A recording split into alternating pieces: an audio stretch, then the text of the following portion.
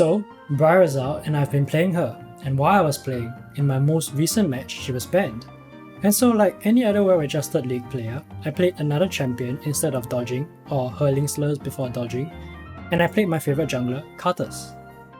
Now, in this Karthus game, I came across a specimen of a player. To give you some context, I'm bronze 4. OPGG says I'm in the bottom 8% of League players. I think I'm a really bad player with poor understanding of lane matchups, micro, macro, everything. But I played against this Annie that helps with my confidence as an 8th percentile player. At the start, she buys a mana crystal and 2 pots and has a spare stopwatch for outplays. She catches 3 CS from the first wave, which is not bad for a low elo player, and then tries to be tricky by going into Fog of War at level 2 to leave Veigar guessing. Skarner is here as well, so they can even try to gank, but Skarner tells her no and she goes back to lane. And she walks into Veigar's cage. But don't worry, Veigar can't punish her yet because he doesn't have any abilities.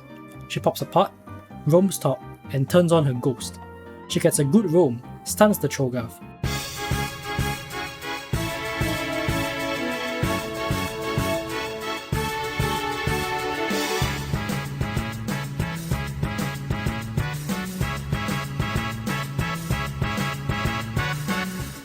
But sadly she's only level 2 with no mana and has to retreat, while her friend Alistair walks in a straight line and gets killed by me.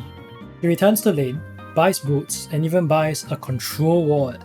What will she do with this vision gap?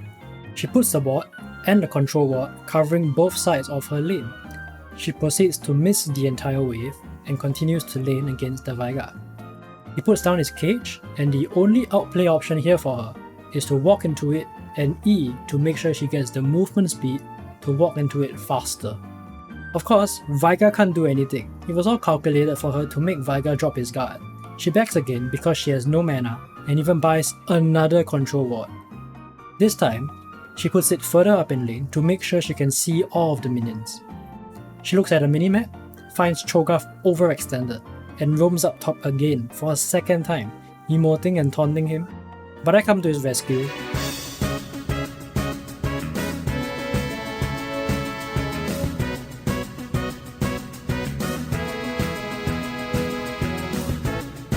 Chase her back under tower where she has to back because she has no mana. This time she buys a tome, misses another wave, but does not walk into Veigar's cage, so she's adapting. She walks to the side of her lane again, pushes, and has to recall again because she has no mana. She can't afford anything because she has no CS, but she roams top for another fight where Soraka is present and Alistair has already backed off completely.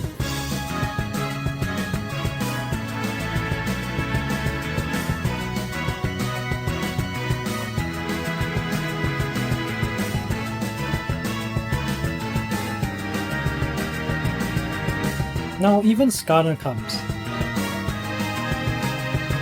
He ulties me. I walk away and he flashes forward to auto me once. With such a massive jungle div, she decides to back. Finally, she's completed her last chapter at 13 CS and goes back to lane, walks into a cage and loses half her health bar.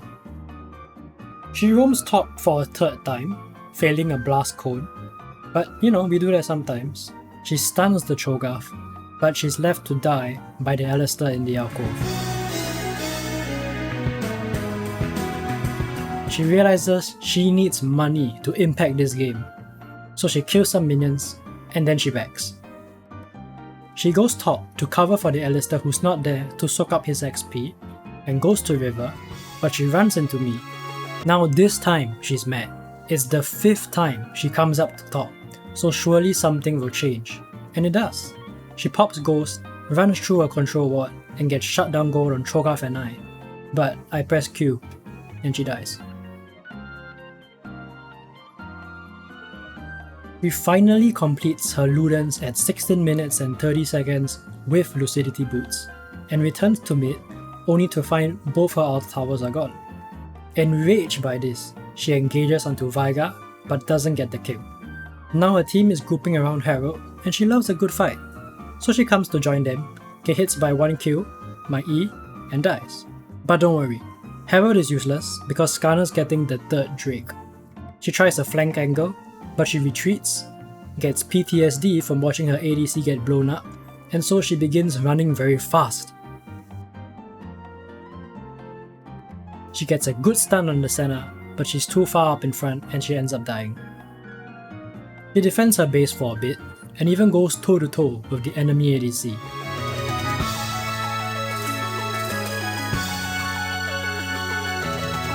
She wards, ends her turn, and goes back to base to refill her mana, which she uses completely within 40 seconds, and backs again. This time there's another fight at bot jungle, so she joins the fight, pops goes, misses the bear and Veigar.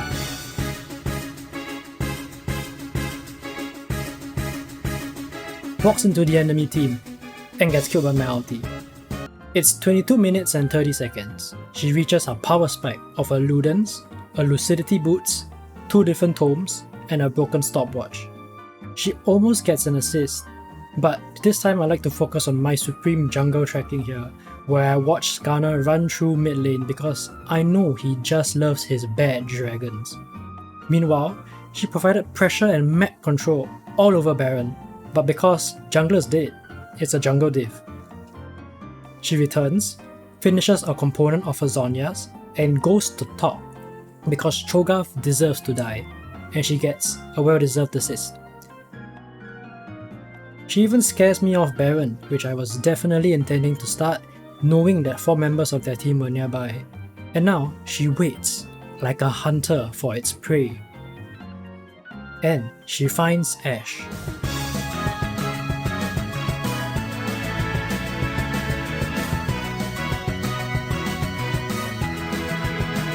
Her stopwatch is completed, and she unleashes her whole combo on Cho'Gath, but tanks are broken and they should die to mages with no CS.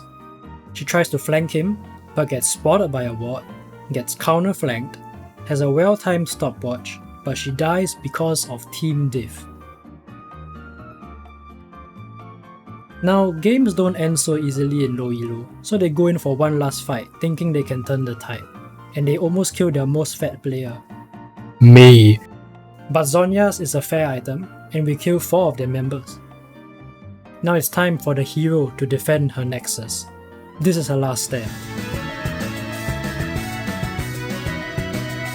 Out of curiosity, I checked her previous games and OPGG, and she is in the top 99.96% of players. And she has a match history only a mother could love. 462 games played in Iron 4 with a 41% win rate. Bank nifty. They say he is a legend.